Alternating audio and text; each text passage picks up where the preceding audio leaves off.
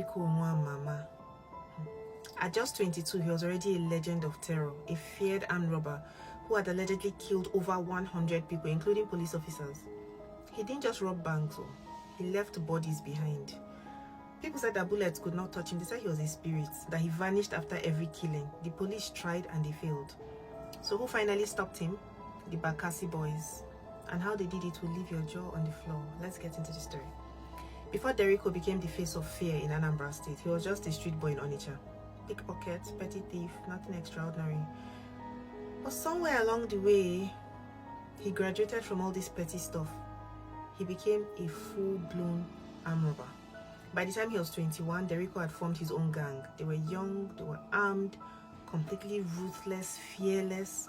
Banks they robbed, markets they stormed, highways they turned into slaughterhouses.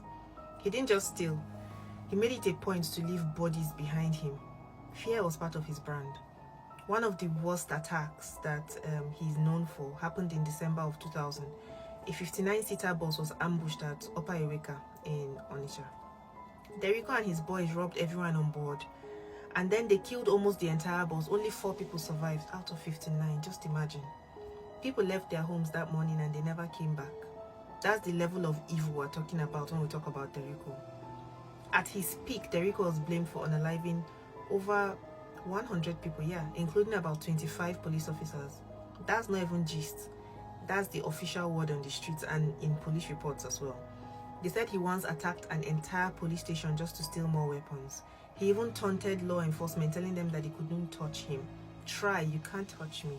And somehow, truly they couldn't. Because Derico moved like a ghost, he had hideouts all over the place. Umuleri, Agbo, Asaba, even Abuja. He would go quiet for weeks, then suddenly he would reappear in Anambra, rob a bank, drop bodies, vanish again. People genuinely believed that he was using jazz, as in juju. They said bullets bounced off his skin. People believed that no human could kill this boy. Some called him spirit, ghost. And Derico didn't just terrorize strangers, he betrayed his own people. His early partner in crime, another notorious robber named Chiejina. They were once allies, they ran operations together, until Derico got greedy. One argument, one power tussle, Derico shot him dead, just like that. No loyalty. With Chiejina out of the way, Derico became the undisputed king of Anambra underworld. The police were helpless. Traders lived in fear. Bus drivers started avoiding Onitsha altogether. Residents wouldn't even mention his name at night. That's how bad it got. The fear was palpable. By early 2001, the Anambra State Police launched Operation Derico. Their goal, catch him dead or alive. After weeks of raids, failed attempts, it became clear they couldn't touch this boy. He was outgunning, outsmarting, and seriously, he was embarrassing them. At this point, the governor of Anambra was under pressure. People were calling him weak. The streets were crying for justice. So he made a move that changed everything. He called the Bakassi boys. Now, if you don't know the Bakassi boys, they were not your regular vigilantes. These guys started out in Abia State. They were traders who got tired of being robbed, and they formed a deadly security group, armed with machetes, Dane guns, and their own juju. They had a reputation for catching criminals and executing them publicly. No trial, no mercy. By mid-2001, they had been legalized in Anambra under the Anambra State Vigilante Services. And once they had the green light, the hunt for Derico began. The turning point came at around July 3rd, 2001.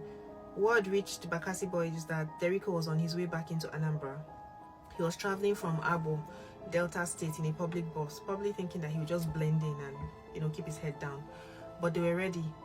As the bus crossed into Onitsha at the bridgehead, the Bakassi boys moved in. No bullets, no struggles. They just stormed the vehicle, dragged him out, just like that. The most feared criminal in the East had been caught. News spread fast.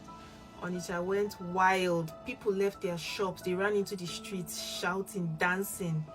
They were cheering. Derico, the spirit, was finally in chains. Then it gets more insane. The police were a bit embarrassed, that the Bakassi boys had gotten Derico and they couldn't. So they asked the Bakassi boys to hand Derico over to them, due process, legal trial, all of that. Bakassi boys were like, no. They told the police straight up, we'll handle it our own way. And 6 days later, on July 9th, they did exactly that. That morning, the Bakassi boys entered Onitsha in full force, convoy, chants, machetes, and the city followed them like a procession. They took Derico straight to Ochanja Market Junction, one of the busiest spots in town, where everybody could see. Everyone gathered. You could feel the tension in the air. They brought him out of the car. He was barely recognizable. He was weak, bloodied, covered in cuts. He could barely stand.